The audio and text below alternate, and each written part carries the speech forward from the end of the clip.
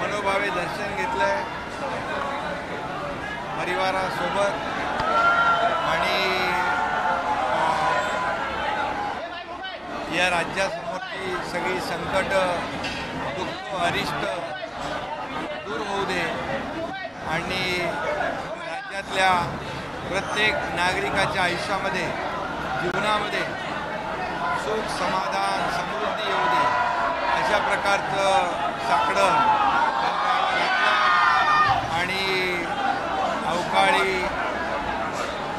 अतिवृष्टीमुळे बळीराजावरचं आलेलं संकट दूर होऊ द्या। गेल्या 1.5 वर्षामध्ये जे राज्य सरकारने या राज्यातल्या सर्वसामान्य लोकांसाठी केलेले जे प्रयत्न आहेत त्याला आणखी बळ मिळू दे अशी प्रार्थना केलेली आहे देवा। तर येणाऱ्या वर्ष राजकीयदृष्ट्या सुद्धा अतिशय महत्त्वाचं आहे। लोकसभा निवडणुका, विधानसभा निवडणुका आणि पक्षाबद्दलचा निर्णय सुद्धा लवकरच होऊ घातले। यामध्ये नवीन वर्ष सर्वांना सुखाचं जाऊ दे,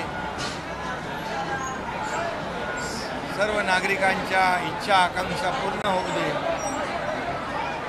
आणि गेल्या 1.5 वर्षामध्ये जे काही प्रकल्प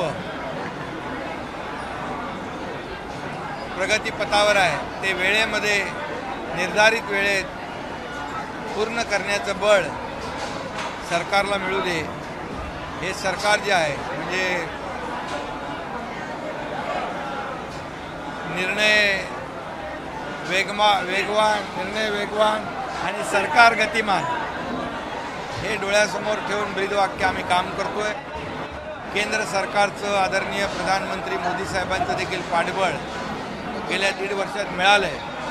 2024ला पुन्हा आदरणीय प्रधानमंत्री नरेंद्र मोदी साहेब पुन्हा प्रधानमंत्री होतील आणि या सरकारला जे डबल इंजिनचं सरकार काम करत आहे त्याला अधिक वेग येईल आणि लोकसभेमध्ये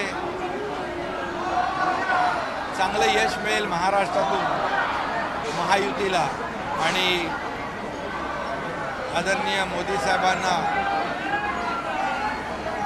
अधिक बळ या महाराष्ट्रातून लोकसभेच्या निवडणुकांमध्ये मिळेल अशा प्रकारचं एक यश कामावर गेल्या 1.5 वर्षामध्ये जे काम केलं आहे जनता दिल्याशिवाय राहणार नाही आणि पुन्हा मोदी साहेब प्रधानमंत्री होतील, या देशाला महासत्तेकडे नेतील। विरोधकांना सद्बुद्धी देव अशा प्रकारचे मागणं देवाकडे मागितलेलं आहे। सुबुद्धी आणि सद्बुद्धी दोन्ही मिळून। धन्यवाद सर। हिंदी में नए साल का कैसा हिंदी में जानना चाहेंगे, नए साल का क्या संकल्प है, क्या कहना चाहेंगे? नया साल सभी लोगों को सुख समृद्धि आनंदमय जा और जो हमारे राज्य के सामने जितने भी दुख है संकट है सब दूर करे और महाराष्ट्र के हर नागरिक के जीवन में सुख समृद्धि आनंद लेकर आए नया साल। यही मांग, यही प्रार्थना गणपति बापा के पास की हुई। Thank you sir.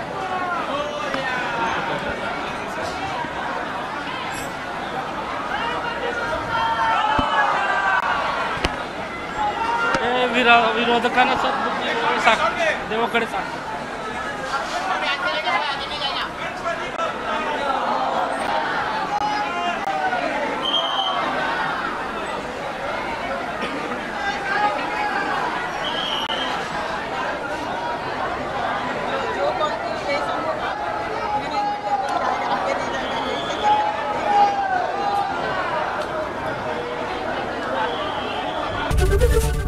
एबीपी माझा, उघडा डोळे बघा नीट।